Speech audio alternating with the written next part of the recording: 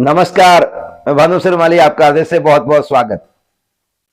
अष्टम भाव, मृत्यु भाव में स्थित शनि का फल। यह विशेष कार्यक्रम अष्टम भाव में शनि आयुष देता है, लंबी उम्र देता है। अष्टम भाव मृत्यु का तो जीवन का भी है, पतन का है, गूढ़ का है, विद्या का है, पैतृक संपत्ति का है, दुख का भाव होता है। शनि का अष्टम भाव में बैठना उन सभी भावों को प्रभावित करता है। शनि आयु का कारक होता है, अतः अष्टम भाव में स्थित शनि आयु की वृद्धि करता है। साथ ही ऐसे व्यक्तियों की अप्रत्याशित मृत्यु नहीं होती। मेरा कहने का आशय यही है कि ऐसी व्यक्तियों में अचानक से मृत्यु नहीं होती। साथ ही अष्टम भाव में स्थित शनि मंद गति से उन्नति का सूचक होता है, क्योंकि अष्टम भाव में बैठा शनि आपके कर्म भाव, व्यापार को, पिता के घर को देखेगा। अष्टम भाव में बैठा शनि हमारी कुंडली के 3 मुख्य भावों में दशम भाव, द्वितीय भाव और पंचम भाव को देखता है, जिस कारण से ऐसे व्यक्तियों की उन्नति मंद गति से होती है। ऐसे व्यक्तियों में पैतृक संपत्ति कुछ संघर्ष के उपरांत प्राप्त होती है।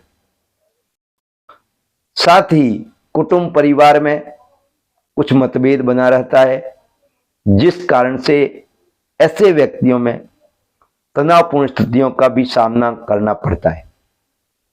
अष्टम भाव में स्थित शनि आध्यात्म की ओर झुकाव बढ़ाता है तथा ऐसे व्यक्तियों को धर्म, आध्यात्म में अच्छी रुचि रहती है। अष्टम भाव में स्थित शनि की तीसरी दृष्टि दशम भाव पर पड़ती है, तो जिस कारण से ऐसे व्यक्तियों को अत्यधिक परिश्रम करके बड़ी सफलताएं प्राप्त होती है। ऐसे व्यक्ति संघर्ष करते हुए, विपरीत परिस्थितियों से होते हुए पूर्ण सफल हो जाते हैं। साथ ही ऐसे व्यक्ति छोटे कार्य से शुरुआत करके बड़ी उन्नति प्राप्त करते हैं। अष्टम भाव में स्थित शनि की सप्तम दृष्टि दूसरे भाव अर्थात धन भाव पर पड़ती है, परिवार भाव पर पड़ती है, वाणी भाव पर पड़ती है, चल अचल संपत्ति पर पड़ती है, जो यह दर्शाता है कि ऐसे व्यक्ति यदि शनि ग्रह से जुड़ा कार्य करते हैं तो इन लोगों को शीघ्र सफलताएं मिल जाती है। परंतु यदि शनि अशुभ भावों का स्वामी हो तो ऐसे व्यक्तियों के शनि से जुड़े कार्य करने से मैं बचने का कहना चाहूंगा।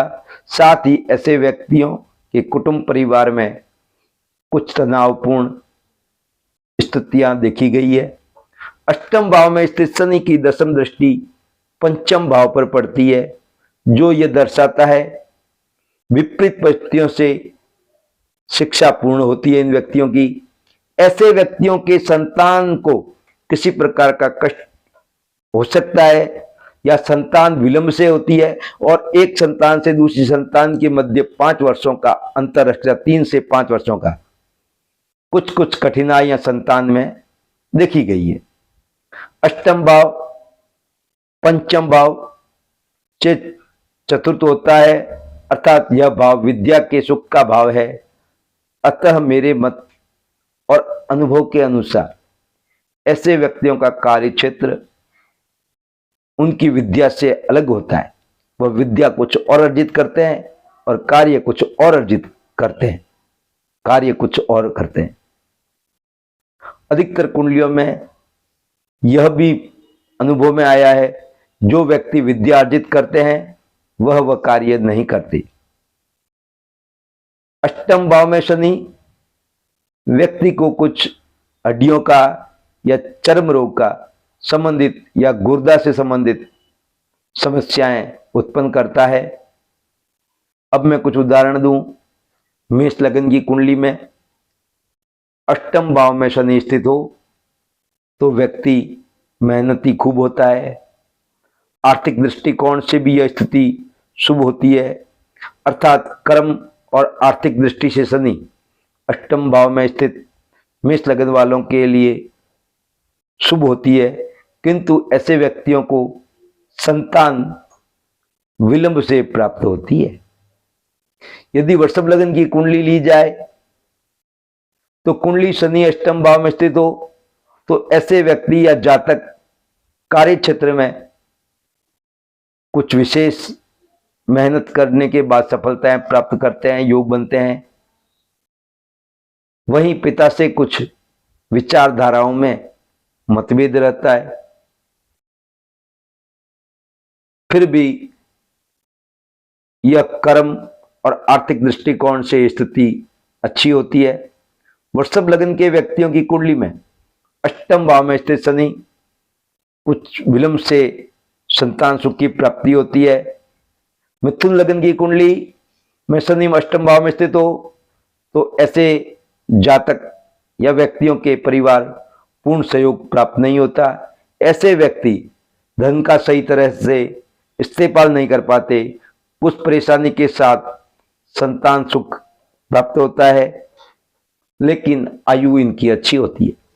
अब कर्क लग्न की कुंडली में मैंने जो अनुभव पाया है, शनि अष्टम भाव में स्थित हो तो ऐसे व्यक्तियों के जीवन साथी का रुझान अपने परिवार की तरफ अधिक रहता है।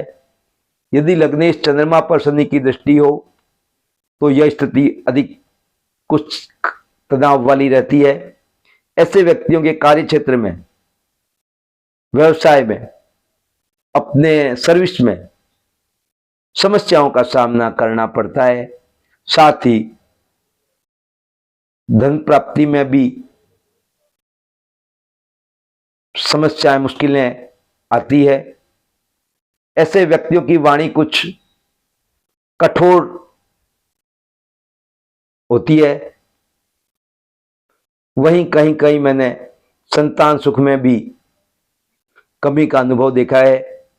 किंतु यदि दशम और दूसरे और पंचम भाव पर मंगल की भी दृष्टि हो तो यह स्थितियां कुछ हद तक शुभ फल प्राप्त करने वाली होती है।